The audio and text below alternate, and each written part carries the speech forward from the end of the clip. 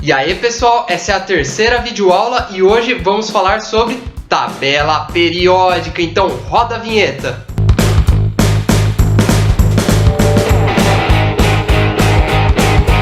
E aí pessoal, como eu disse no início do vídeo, hoje vamos falar sobre a tabela periódica dos elementos químicos. Então vamos acompanhar aí. Bom pessoal, essa é a tabela periódica mais atualizada hoje, com os novos elementos químicos. E eu queria que vocês entendessem que a tabela periódica ela é uma ferramenta. Você não precisa decorar ela, mas você precisa entender como ela funciona. Então vamos lá para entender um pouco melhor? Então vamos entender um pouco mais dessa legenda, pessoal. Nessa tabela periódica, pegaram o ferro como exemplo. Vocês estão vendo esse número 26 no canto direito? Ele é um número atômico. O que isso significa? Significa que dentro do núcleo do átomo de ferro temos 26 prótons. Consequentemente, em sua eletrosfera temos 26 elétrons. Já esse número à sua esquerda significa a massa atômica.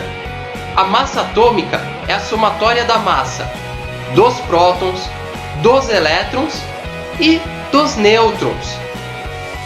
Considerando que a massa do elétron é quase insignificante, então conseguimos calcular quantos nêutrons tem dentro do núcleo do átomo, realizando uma simples operação, que é a subtração do número atômico com a massa atômica. Lembrando que esse número 26 também é representado pela letra Z. Um pouco mais abaixo temos a primeira energia de ionização e a eletronegatividade. Isso eu vou explicar um pouco mais pra frente para vocês, então acalma aí que daqui a pouco eu explico. Depois temos o símbolo químico. No caso do ferro, o símbolo químico é as suas iniciais, o F e o E. Abaixo do símbolo químico temos o nome, no caso, ferro. E abaixo do nome temos a configuração eletrônica. Para você que não assistiu a videoaula de camadas e subníveis, assiste lá que vocês vão entender um pouco melhor o que significa esse 3D6, 4S2. E à esquerda também temos os estados de oxidação, onde os mais comuns são escritos em negrito. Esta é uma de várias tabelas periódicas que temos na internet. Então as outras podem conter mais informação ou menos informações do que essa daqui contém, mas as principais informações ela atende. A tabela periódica foi criada a fim de separar, agrupar e organizar os elementos químicos por afinidade, semelhança e outras características. Então, na forma de coluna, temos as famílias, como é o caso da família 1A, que é a família dos metais alcalinos, onde temos o lítio, o sódio, o potássio, o rubídio, o césio e o frâncio. Percebam que nessa família também temos o hidrogênio, só que ele está em uma outra coloração, ele está em uma cor roxa, demonstrando que ele não é um metal, como mostra a legenda. Legal, então vimos que na vertical temos as famílias. Já na horizontal temos as linhas, que são os períodos. Então, o que é o período? O período nada mais é do que a quantidade de camadas que aquele átomo tem. Então, por exemplo, o hidrogênio ele está no período 1, então ele tem uma camada. O lítio ele está no período 2, então ele tem 2 camadas.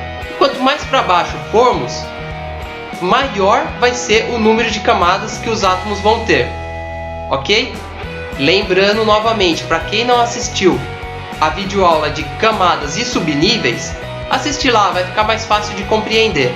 Outra informação importante que a tabela periódica faz é a separação por coloração, onde cada cor significa uma coisa. Então temos esse laranja mais escuro como os metais alcalinos. Já o laranja um pouco mais claro são os alcalinos terrosos. O amarelo significa outros metais. O meio verde, bem clarinho, significa metais de transição.